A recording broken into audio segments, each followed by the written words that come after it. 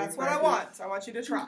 Okay. Yeah, because I'm too busy with play practice and work. Okay, so we are talking about identity in chapter 5. Chapter 5 covers a huge variety of different social aspects that come into play when a person self-identifies, but also when people around us in society classify and identify, or let me use the word label, us too. Right? So in chapter 4, when we were talking about cultural hearths, that doesn't have any caffeine in it, so it's not going to help with the pep, Lucas. Next time we need an energy drink, okay? When we hear the ps in class. Okay, so anyway, chapter 4, when we're talking about hearths of culture and the way culture diffuses from certain points, chapter 5 plays into that because we're going to look at the different kinds of things that identity, self-identification, but also labeling that larger society places us into these groups. These different things, how they create enclaves or they create cultural hearths, such as in the hip-hop movement, which several of y'all wrote about that in your reaction paper last week.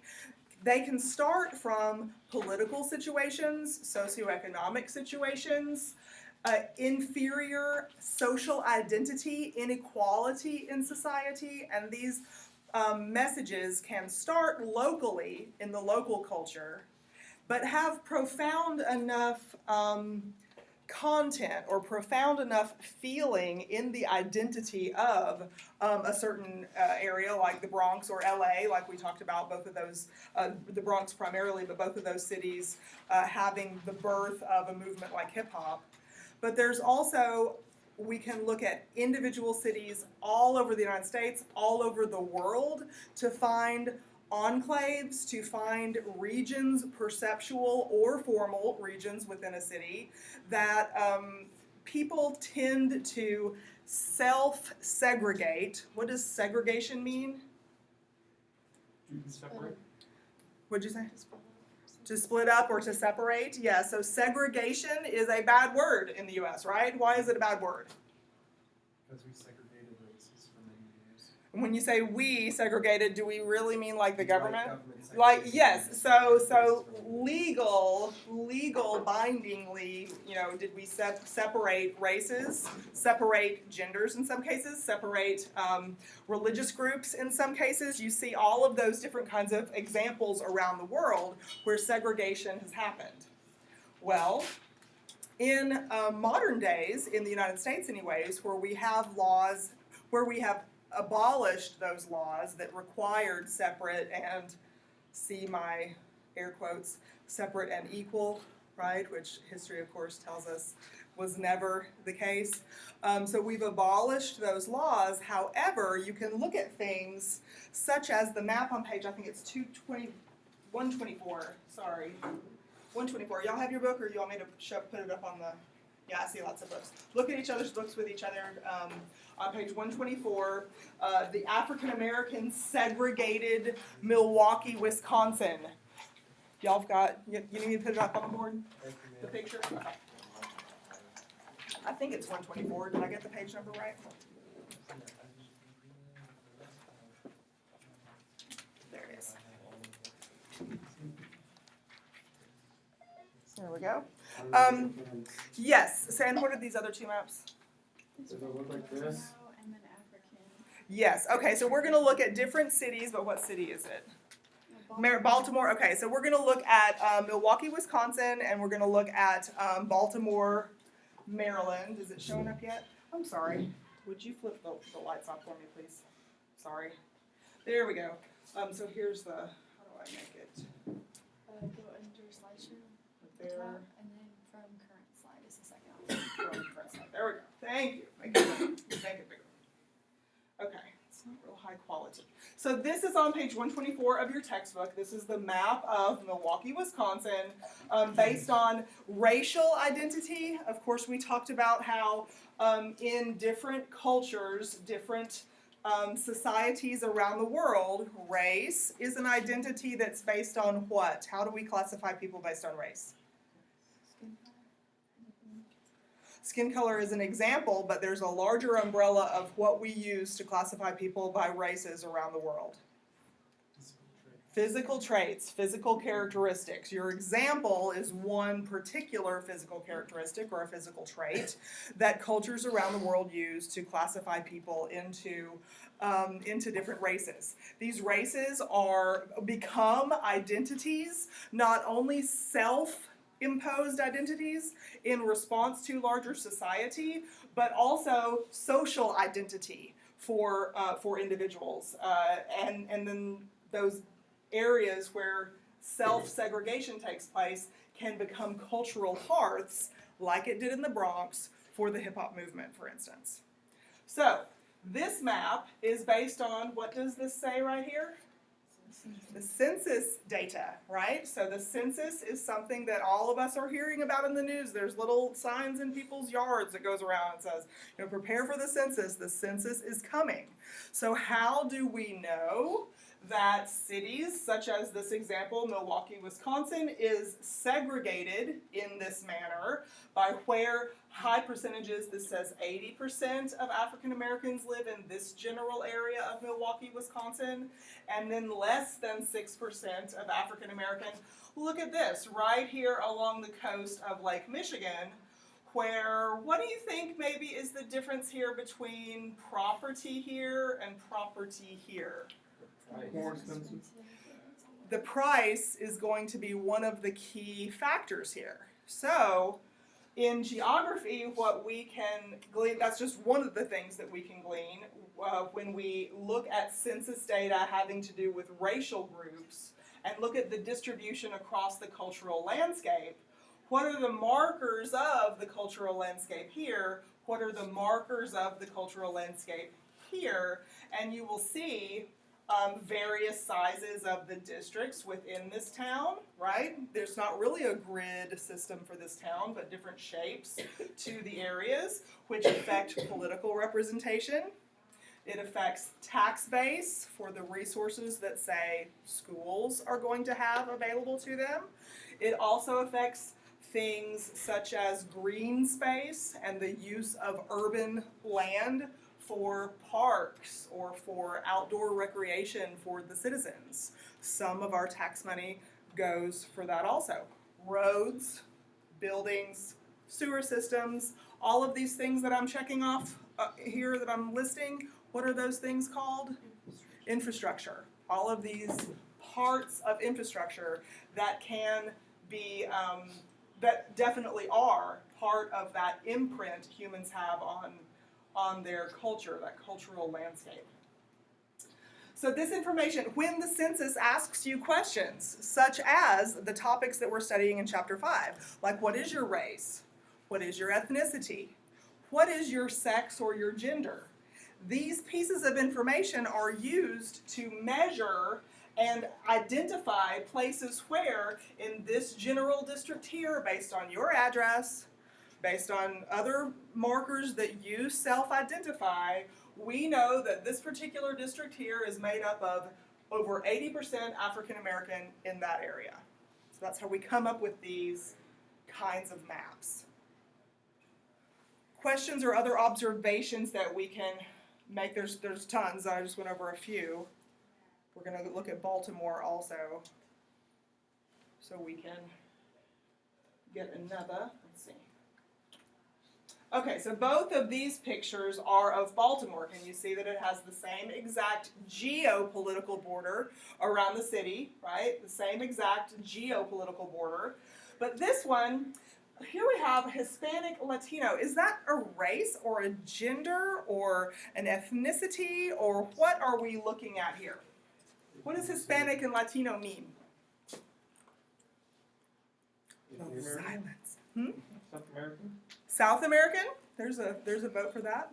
Hispanic refers to the language, so like someone from Spain can also be Hispanic, but they can't be Latino because Latino and Latina refer to Latin America and all of those areas. Excellent. Excellent. It is a geographic distinction. So Hispanic is a language group, which one of our chapters that we'll be studying after midterm, I think it's chapter 5 maybe, is a chapter on language families, language distributions around the globe. Hispanic is a category of people whose origin language comes from the Spanish language. Hispanic also includes Portuguese, if I'm not mistaken. Yeah, as I'm getting an affirmative back here from the experts. Yes, so Portuguese and Spanish languages and the origins of people who speak those languages are considered to be Hispanic. So this is a language origin. Strangely enough, Latino, which is a word, Latino, Latina, or you can write it. I want to make sure I don't write on the on the screen here. You can write when you're in general referring to male and female people of Latin descent. You can put an X at the end, which is the gender non-specific word. Latino, males, Latina, females, Latinx in general, right? The entire population. Strangely enough, the reason Latino are identified as such comes from a language family too. You know this part? Oh yes, okay, so in the Spanish conquest, they brought the Catholic Church to, the Spanish and Portuguese both, brought the Catholic Church to Central and South America, to the Caribbean islands, and the language of the Catholic Church for 2,000 years was Latin. So prayers, rituals, all sorts of church events and writings and teachings and schools taught Latin as the language for the Catholic Church. And so this term Latino, Latina, has elements of colonialism. It has elements of power from an imperial force in it when we classify people from these origin places that we call Latin America.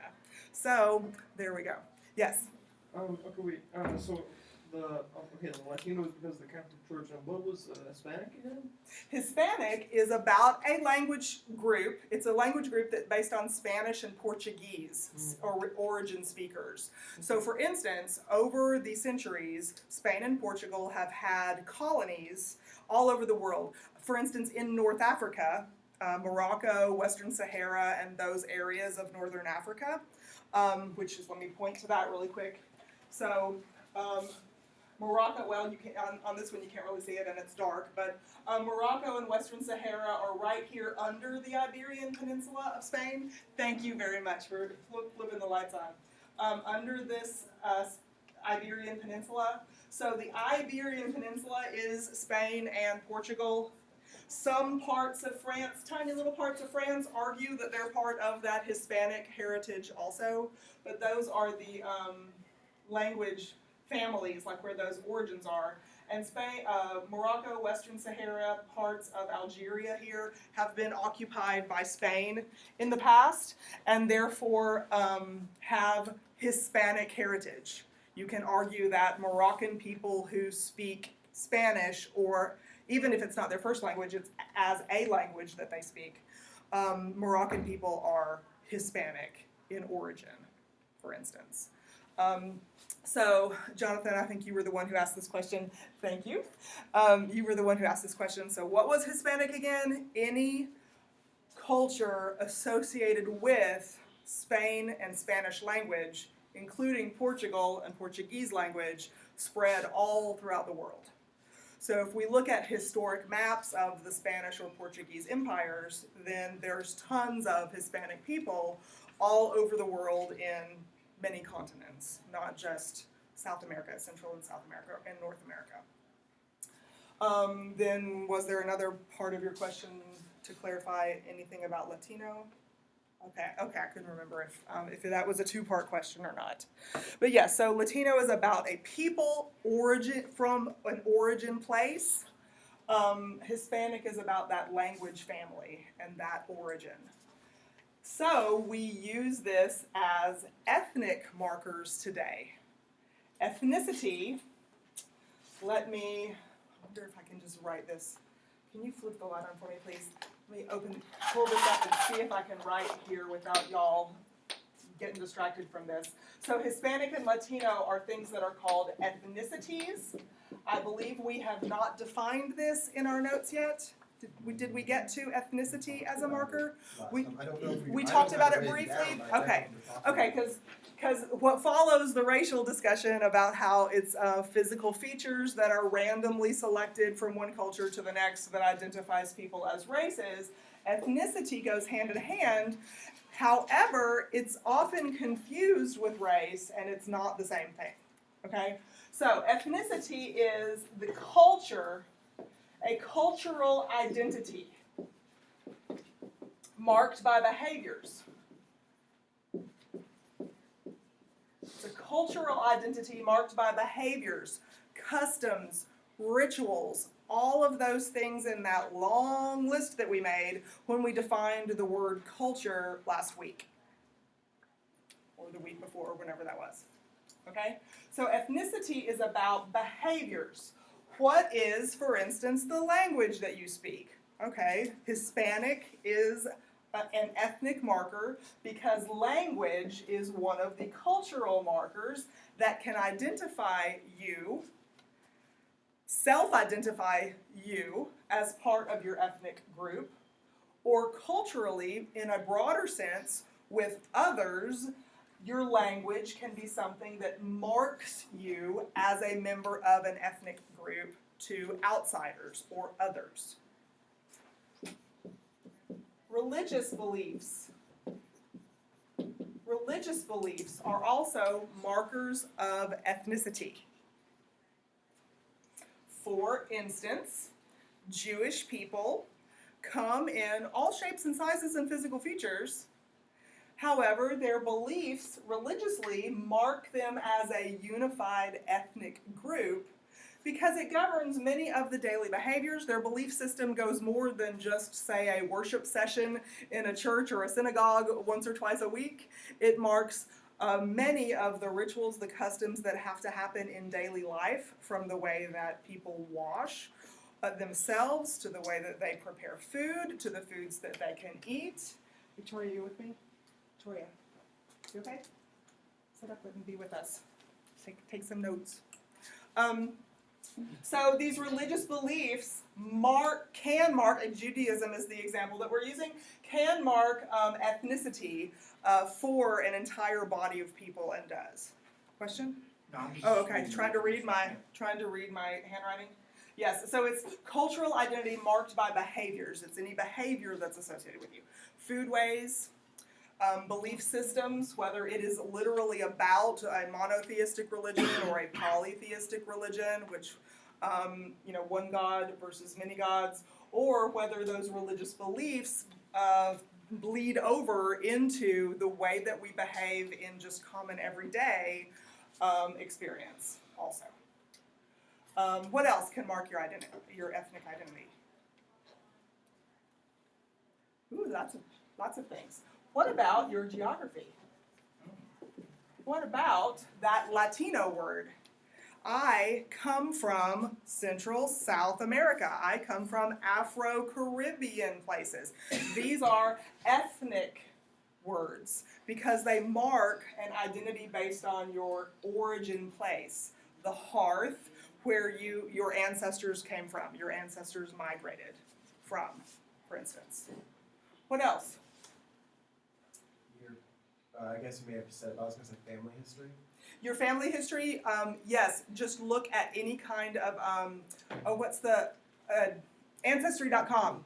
Is that the name of it? That has all these TV TV ads about, my favorite one, and you're absolutely right to hit on that ethnicity thing, but let's talk about how this DNA test that Ancestry.com sells us, so that we can find, I think they use the word identity in their ads.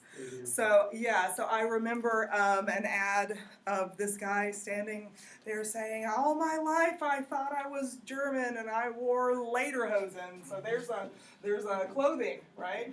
Clothing can be a marker of your ethnic identity. Lederhosen are little kind of leather short pants, kind of with suspenders, kind of. I don't know if it's all one piece or if the suspenders are separate. It's all but one piece. Cause is it? I Okay. can tell you because I was born in Germany. So it's all Oh, one okay. piece. So you've seen it firsthand, right? We can always ask Siri to show us lederhosen. But anyway, so in this ad that I'm thinking of, this guy said, I always wore these lederhosen because we were always German, but then Ancestry.com told me that I can't remember what he said he is. Now I realize I'm Scottish and I've traded my lederhosen for a kilt.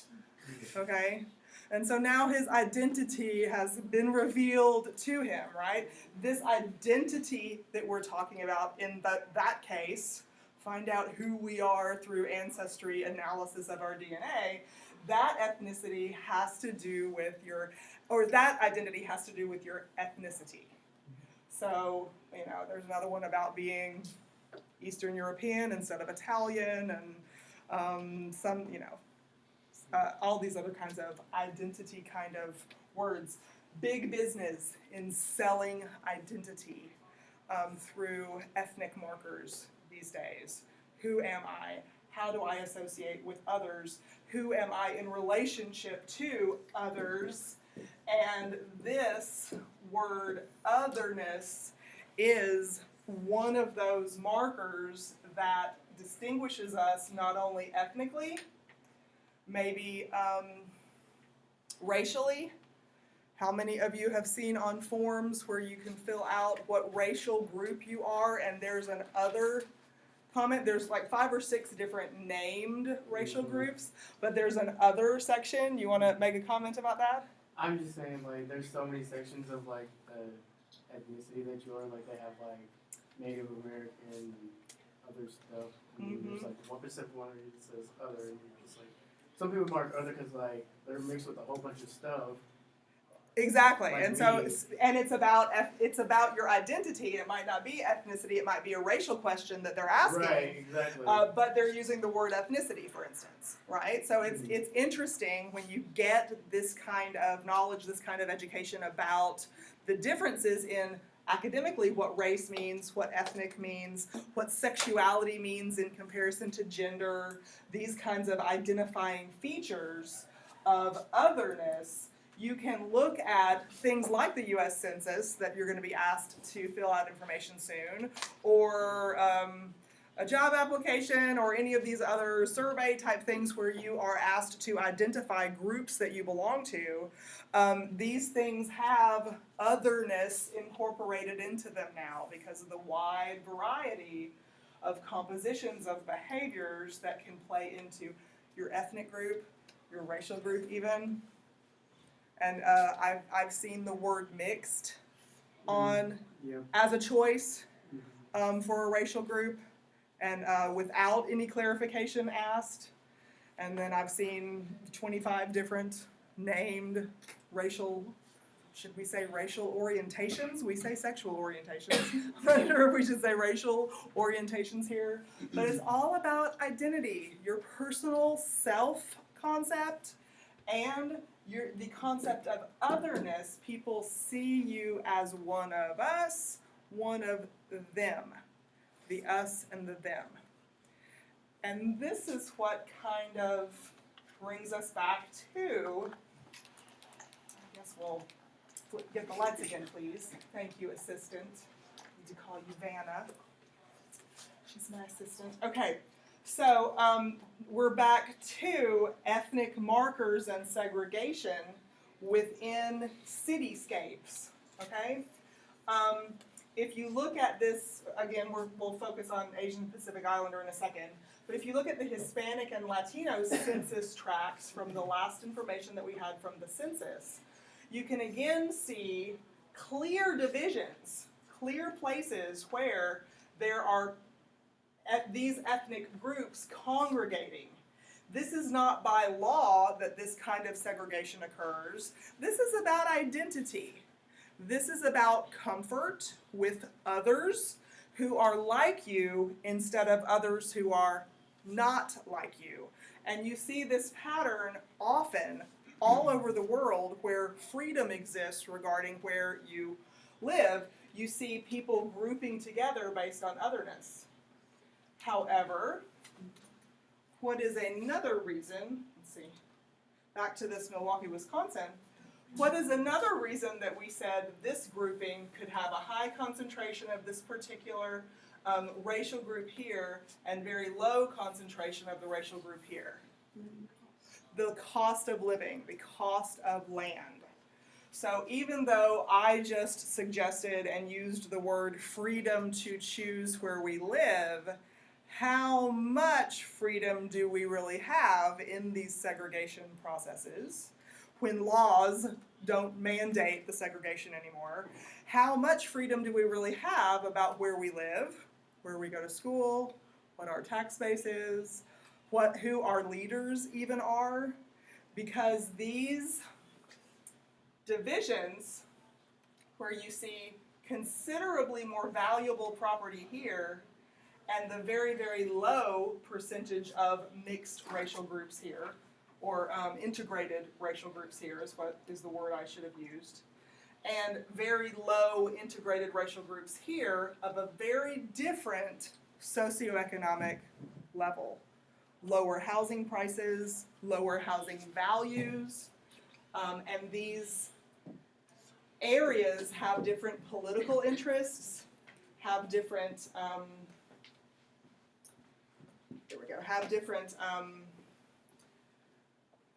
foodways, religious outlets, all of those other things that were ethnic markers. You will see very different patterns of commerce in areas of one concentration compared to another concentration. And that contributes to the otherness and also the term marginalization.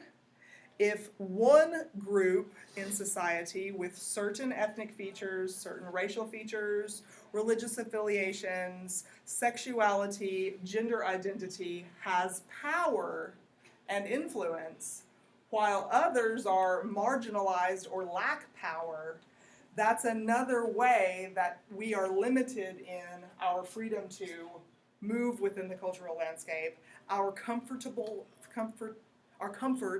there's the word, I'll make it short, the comfort that we have in going past these, I'm going to say perceptual regions here, because even though you can clearly see these divisions on this map, these outlines of these districts, so to speak, this is a perceptual region in the mind of those who live here with comfort zones sort of as the boundaries of these perceptual regions, and a comfort zone here in these perceptual regions. I have a lot of classes over on the South Campus, and in recent years, not in the last couple of years, but years ago, I used to do field trips about once a month with my anthropology students to go and listen to archaeology lectures in downtown Little Rock. Most of my students happen to be from the Benton Bryant area and that kind of part of Saline County out at the South Campus. And I never had very many people take me up on that trip out, to go get fried chicken and go to an archaeology lecture. I didn't have very many people take me up on it. And finally, some of my students said it's because of this concept of otherness.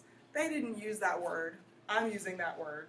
Because what they communicated to me was they, in the big city dwellers, Little Rock, where we had to go for this lecture, they were violent, they were sneaky, they were dangerous. They're talking about otherness, they're talking about marginality, and they're talking about comfort zones, the perceptual region where they are able to, where my student themselves are able to comfortably travel, the circle that they are familiar with and comfortable with, compared to some kind of boundary, I don't know exactly where, but the lectures were always in the River Market area of downtown Little Rock, and specifically with that, when I used that region, when I mentioned that place within the town, the location Little Rock, the otherness factor put up barriers between our ability to exercise our freedom of movement within those areas. because this region belongs to you, this region belongs to me, and there's not a checkpoint between them, but that comfort zone, kind of, between them can keep us separate, can keep us from mingling and having a common identity between us instead of that separateness. Okay, and so the same thing. We haven't looked, of course, specifically at Asians and Pacific Islanders, but the same exact city where you can see, additional divisions. Again, the census gives us this information, and these districts that are outlined here can affect, and the composition of people within them can affect the political voice, the political interests, and the ideologies that are important to these people who live there. And because you see different groups congregate from one area to the next, politicians, people who are running for office, and the puppet masters who help them run for office are very interested in the composition of the political districts that they represent. So, for instance, this word gerrymandering that we mentioned at the beginning of class, I'm not sure if the video was running yet when I mentioned that, but the word gerrymandering is something that started in Massachusetts in 1812, I think it was, when the governor of Massachusetts started. So his last name was Jerry, or Gary, I can't remember what his last name was. Anyway, and so he got the wise idea. Can I put wise in quotation marks there? Okay, air quotes, because he saw the writing on the wall with the cultural geography that was being done in his state, where he knew that certain areas of the town, certain areas of the state were going to have this kind of political philosophy, whereas he had this kind of political philosophy and wanted another term in government. And so this census information, while it's very, very important for us to have, because lots of governmental policies, lots of funding efforts, lots of different decisions that policymakers and government officials have to make are based on census data. So it's very, very important to have this. However, it's also up to all of us in this room who are registered to vote and ready to vote in the next election, right? If you're not, please see me, and I can get you registered, even if we can't get you eligible to vote for this next big time through. It's very, very important for all of us to participate in the electoral process, regardless of whether, and I've heard some people say, on the national level, they feel that their vote doesn't count. Let me just tell you, if you feel that way, I disagree with you. I'm not going to spend any time right now trying to convince you otherwise, except to tell you that if you feel that way, begin locally. Do you see this? This is Baltimore, Maryland. Begin locally with your voter participation, because it's easier for you to see in your realm, your circle.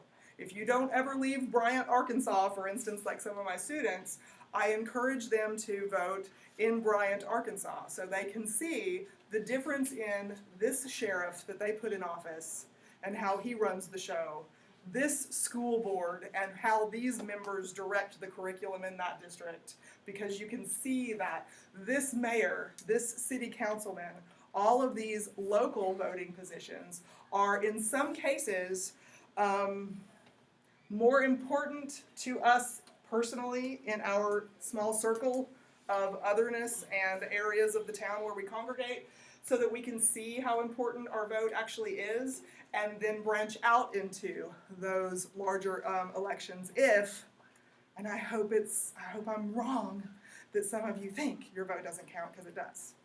Okay, and who was it? Oh, in the local news, we had, unfortunately, a state legislator who died recently, and so there was a special election recently for his seat. Who was it? Yeah. Something Lewis, and it's District 34. Yes, but who are the two? I'm trying to remember. Ryan, and who was the? Ryan Davis and Joyce Springer. Okay, Springer and Davis, that's right. Okay, thank you. I couldn't remember their names, and that's shame on me. I can't remember their names. I've been following this in the news. So this seat was available, and this is a local election story really quick before I show you these videos on gerrymandering. This seat was available, so this is outside of a normal cycle when we would be voting for this particular seat, and there were so few people who voted in this local election. I'm averaging the numbers, or I'm rounding the numbers, but it was something like 700 people voted for a whole district, something like that, and it was split down like one person got like 350 votes and the other person got like 351 votes. Literally, it came down to one vote. And is it Springer who's in? Springer, yeah. So Springer got that one extra vote. So we have a new person to go into the legislature, but it was just that one vote, and that could be yours. Right? And so, you know, if you were for Ryan Davis and you did not get out and vote that day, how much power did you leave on the table by not doing that, right? So anyway, thank you, Joyce Springer, for being that representative for that district, but it's all up to those voters for that district. Okay, so let me show you how another reason you need to be politically aware, if not active, is so that you can understand how much power you have in whether people are going to do this gerrymandering process or not. And I think I will stop. Make sure the captions are on. I will stop the online video really quick and show this to you all. I'll just put this link for this video for you all online while I do this for my Facebook.